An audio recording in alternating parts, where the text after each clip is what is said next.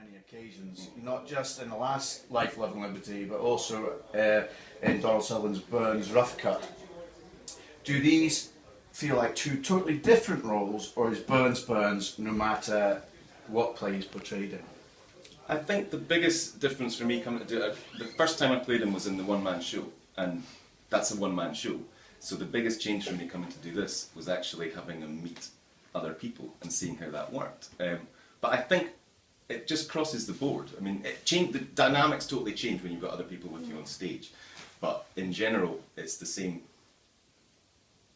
kind of feeling for both characters, I think, for both different shows, I think. Right, so it's the same character, but just in different situations. Yes, exactly. Okay, great. And Joanne, obviously you've had some big roles in the past with your involvement with the National Theatre of Scotland and your recent movie appearances in The Wee Man and the Zombie Musical. But Jean Armour is a huge role. Have you prepared to become the woman that inspired many of Rabbie Burns' poems and the woman that he had 9 children with? Yeah.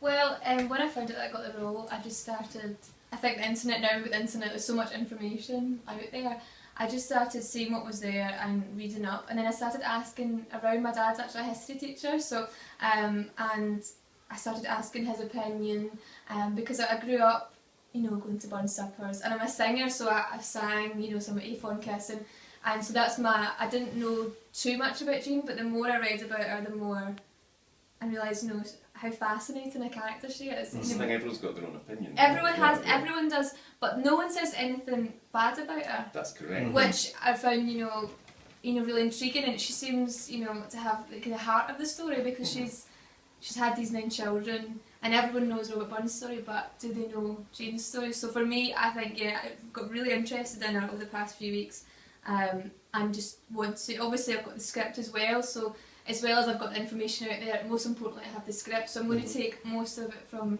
John Cairney's script and make my own interpretation up. Great stuff. And do you both feel that in modern day society that Burns is still relevant? Do you think that a modern generation of Scotland, if not the world's youth, can still learn from Burns and Jean's story and the poetry and the books that have come from it all?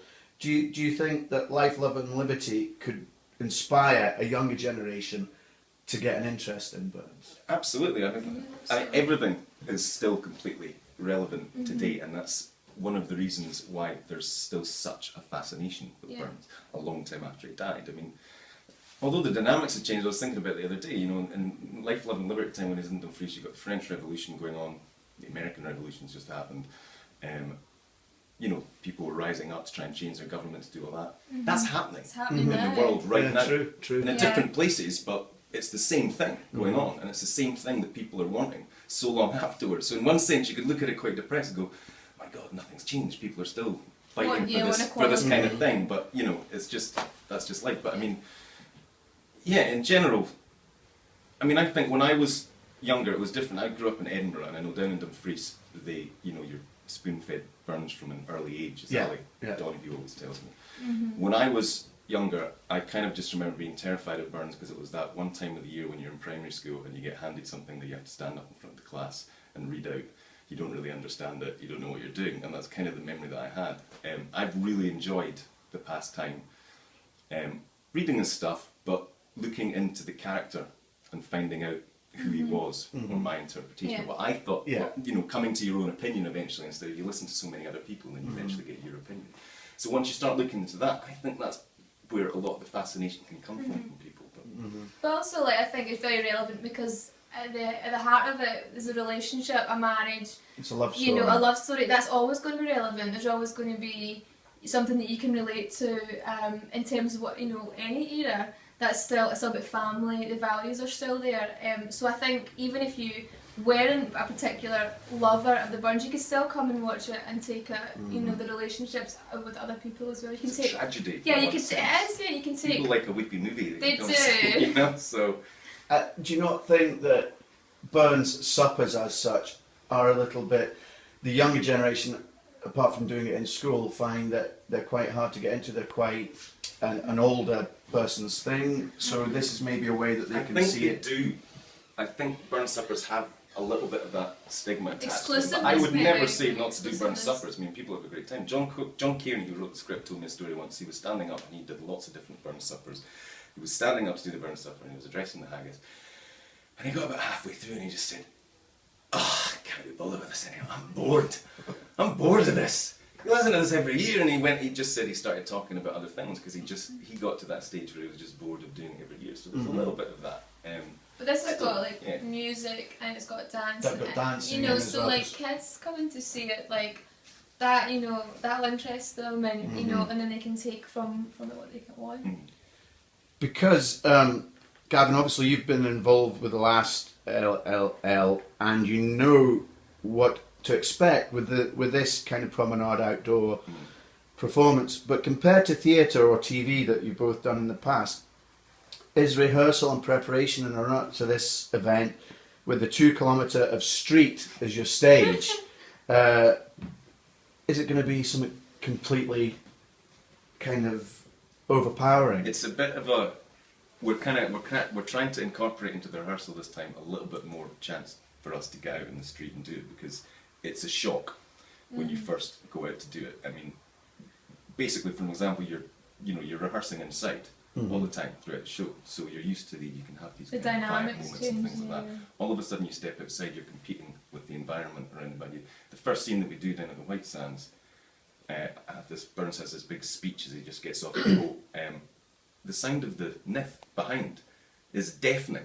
So as an actor, you're standing there and you've done all these, techniques and things that you're going to use in the thing, and that kind of like half of it goes out the window because you're now just battling against the elements to get your voice kind of heard, and it's keeping that kind of control in what you're doing without just shouting your way around the streets. So it's kind of, it's that kind of thing that you have to fight against. So it's very different from being inside. You did tell me it was outside. I'm going Did home I now. not? No, John, I didn't know. I Are knew you- it. I knew Are it. you nervous about doing this very unusual type of performance? I'm actually looking forward to it because I remember, well, most of my performances have obviously been in theatre, not been outside, but I do remember years ago when I was studying, we did Shakespeare, obviously his writing was all done outside. Yeah. So when we were learning Shakespeare, we would be sitting outside in the park and we'd have to do it. So I think it'll be nice because it'll, I'll have to use some of the techniques that I haven't had to use for a while. But then I think it quite suits the time, doesn't it? Because the theatre they would have seen, it kind of suits the time they feel it would be outside. And I mean, it adds to the whole, that's the point of the show, it adds to the whole show. I mean, these are the places where he was walking around the streets. That was going to be He my did next live. question. Well, yeah. what's Yeah. that?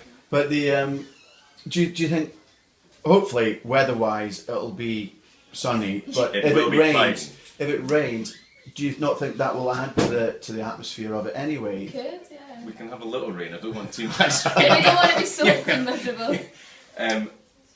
Yeah, I mean, that's If it happens part of near the show, end yeah. of the show, Yeah. then yes. Does it help with taking on these roles of Robert and Jean to actually be carrying out this play on the locations and places that they both lived and roamed in back in their own lifetimes? Just answered that. I know. Oh no, it's Yes, I mean, we get the last scene is at Burns' house Yeah. where he actually died. Mm-hmm. I think the dates are slightly different now, but I think last year we did the show bang on the day that he died. And that, that was a beautiful scene at the end. It's very Moving. emotional and Yeah. moving for everyone involved, for the audience watching, for the actors that are in it as well. So, I mean, yeah. For me, I think it'll help ground it because it's easy to think of them as like these people, these like fantasy, but they weren't. They were real people. So I think for me, it'll help to remember that they're, these are the places they walked, these are the places they sat. It's not just a fairy tale. Yeah. It's real. It was real people. Which it's got to give the play an atmosphere that you can't give it in a theatre, hasn't it? The fact that because some people that maybe come to watch you, it'll be their first time to Dumfries and they're going to get to see these historical sites. Just like it's a very, very long tour guide. Exactly. So hopefully it can evoke some emotion in them and maybe Absolutely, inspire that's what some we're looking for. I interest. mean, that's these are some of the people that we want to come and see the show. And with this kind of audience that will be travelling round the whole play with you, how do you plan on involving and inspiring them so that they, at the end, will maybe feel that they've travelled back in time to those 5 years between 1791 and 1796, I think is when the play's set. Do you think they'll walk away and feel that they've been back in time. I certainly hope so. There's no reason why they shouldn't. That's what we're aiming for, and that's what all the hard work in the next couple of weeks is going to be heading towards. But you know, we have the added benefit that the show has been on before, so we know it works. Exactly. So it's putting that back together again. And yeah, I think everybody that comes to see it will gain huge amounts from doing that. Oh, good, good. And so over the next 2 weeks that you're here, rehearsing and stuff, do you think you'll get any time off to enjoy Dumfries, or is it going to be work for you the whole time? I think we have a Saturday. We have 1 day off. 1 day off. 1 day off. It's written sternly into contract. We'll be enjoying Dumfries the entire time we're here, I think. Yeah. It's time, yeah. It's time to go. I loved it though. I came down before, and that was the first time I'd really been down Dumfries a couple of years ago. And I loved wandering around the town. Great. Yeah. Stuff like that and doing that. So Good. exploring Saturday, that'll be our day. And there's so many people involved in the show as well. We get to meet so many people down here as well. So I've found when I've come back down, everyone's so friendly and they're all like, hey, how you doing? And it's like, I feel like... So you're going to ditch me Would with all say, your pals that you know? Yeah, it's very welcoming whenever I come back. And that's because of Life, Love and Liberty. Well, that's good, and I hope you still feel that in a fortnight's time. Hopefully so. Well. Well, I wish you all the best. Today's your first read-through, is that right? Yeah. That is, yeah. And so this is when all the hard work starts and people start kind of banging the rod and making you work. This one. Yeah. Well, good. Thanks Thank you very much. very much. Thank you very much. You Cheers, too, mate. thank you. Have fun and I'll Cheers. see you in the performance. Perfect. Yeah, see you then. Cheers, man. Thanks Take care. so much. Thank you.